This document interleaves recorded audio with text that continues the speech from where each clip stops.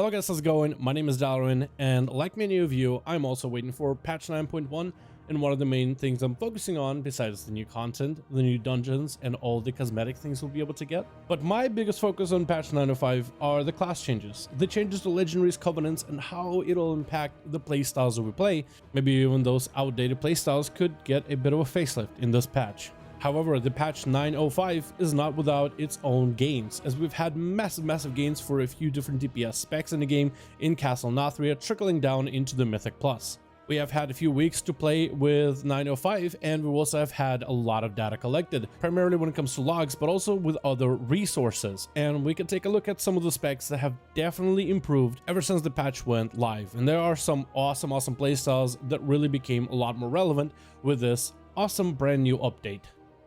First class on the list is Elemental Shaman, and before I really get in, first things first, if you do not have a Shaman, Enhancement is a lot of fun, Elemental is very enjoyable with 9.05, and Restoration is a really solid healer, so if you're looking for an alt for the next patch, definitely Shaman is one of my recommendations.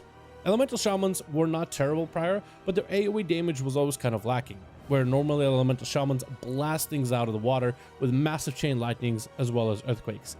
Shamans weren't terrible, but they were slightly behind, and 9.05 gave Shamans, all three specs, a little bit extra AoE, which have had a massive impact for Elemental Shaman in particular, performing really well in a lot of the AoE focused fights that Castle Nathria offers, allowing its overall logs to become better. In fact, significantly better, as this Shaman spec is looking like something people might actually bring into the next tier.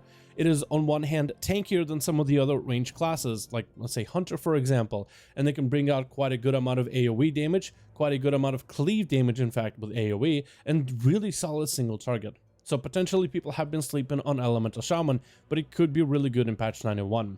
This AoE damage also trickles really well into Mythic Pluses, and I really think you guys will find if you end up leveling this spec in particular to play for Mythic Plus or raiding, I think a lot of you find this one a joy to explore. The next spec on the list is going to be Assassination Rogue, and this one has had probably the biggest gains of any melee in the game. Now, Assassination as an overall is not an amazing spec when it comes to AoE. The damage for AoE is not shabby, but it's not, designed for AoE. And even then, the overall for Castle Nathria with just pure single target have allowed the spec to climb the ranks so easily, and it's now one of the better melee of overall classes when it comes to logs for Castle Nathria. To compete with the casters is a difficult task, and Assassination is able to do it with ease.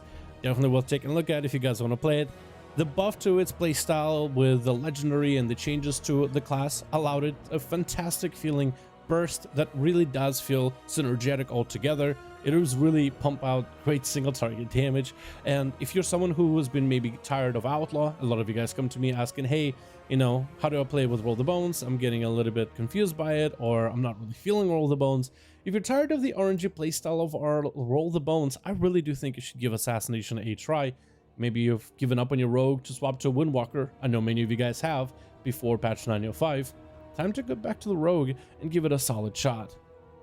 Next spec on the list is going to be Arcane Mage. Mages in general are still going to be leaning towards fire. However, Arcane and Frost were basically at the bottom of the barrel when it comes to all the DPS specs, especially casters, and Arcane Mages have climbed from the bottom towards the middle, which isn't a massive gain. They're not at the top, they're not slamming bosses, but there are a couple things contributing to them getting better performance in Castle Nathria. First of all, they didn't really get too many class buffs itself, so it's not really that the Arcane Mage changed too much, but rather its environment. The only buffs that Arcane really got were with Covenants, allowing them more options in how they want to play, with Necrolord, Venthyr, and maybe even Kyrian giving them more openings to choose Covenant depending on the fight. So that's going to be a little bit of time before players are able to explore and figure out exactly the playstyle that works for them for different fights. But also, as we're getting into the latter stages of Castle Nathria, everybody has a lot of gear, and more gear means fights are shorter since we are more comfortable with them, and Arcane Mages loves short fights. The shorter the fight, the better it is for the mage, which is all about blast and mega damage at the very opener. The longer the fight, the worse it is for the mage in terms of numbers, because then it can't keep up. So the mage is all about very heavily front-loaded damage inside of Castle Nathria, where bosses are going down much quicker. Arcane Mages have been able to climb up quite a bit. And that might allow mages to really develop its niche in terms of being the big blaster buster cannon, maybe into Mythic Pluses as well. So it definitely gives us hope that Arcane Mages might actually be more seen, especially with Covenants getting tuned here and there. Fourth spec on this list is going to be Demonology, one above the Arcane Mage. Demonology is in a very similar position, except it more has to do with its crazy weird scaling. You do get more gear as we are in the latter stages of the expansion, but for Demonology, more gear means more health. More health means stronger Tyrant, because your Tyrant apparently scales off of your health bar as well as your gear. So you get kind of double dipping scaling element, which Blizzard might fix at some point, or they just might keep as in the game, because they're literally Demonology Warlocks playing with a stamina trinket from PvP just so they can cheese more Tyrant damage. It's crazy. But as we're getting more gear, we are going to be seeing more Demonology Warlocks who are able to take advantage of the stamina scaling for the Tyrant and get more damage out of the fights. I think Affliction is still going to be dominant, but Demonology at least is looking a lot better than Destruction. And again, just like Arcane Mage went from the bottom of the DPS charts as a caster towards the middle, which doesn't make it, again, fantastic or groundbreaking, but it definitely does make it better, much better for Castle Nathria when it comes to the logs. Finally, we have ourselves the Frost Death Knight. Unholy DK is still a very strong spec, and I think Unholy DK is still going to be the main spec that people are playing when it comes to single target or AoE, but Frost is definitely becoming a choice for players. It offers us slightly different playstyles, again, as we get into faster kill times, then Frost is also starting to become a little bit better, where Unholy was a lot better at really prolonged long fights, where you could get a bunch of armies into the fights.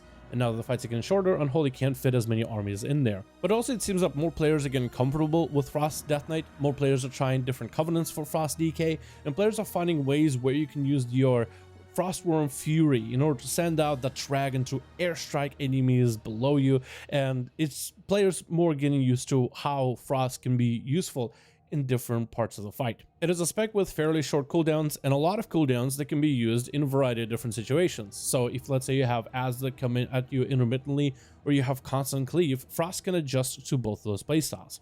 Also, when it comes to stats, Frost is rumored to be one of the better specs when it comes to scaling as we get better gear, so potentially it could overtake Unholy at some point in the next patch. We don't really know exactly specific reason as to why we're seeing more Frost Death Knights showing up on the logs, or seeing them really doing better, because again, like Arcane Mage, they didn't really get any specific changes to the Frost Death Knight in order to buff its overall output or maybe some sort of utility, but we are seeing more of them, and we are seeing it perform far better when it comes to the logs as of today compared to the start of 905. So there's definitely improvement, even though sometimes it's difficult to exactly pinpoint exactly what is causing that improvement.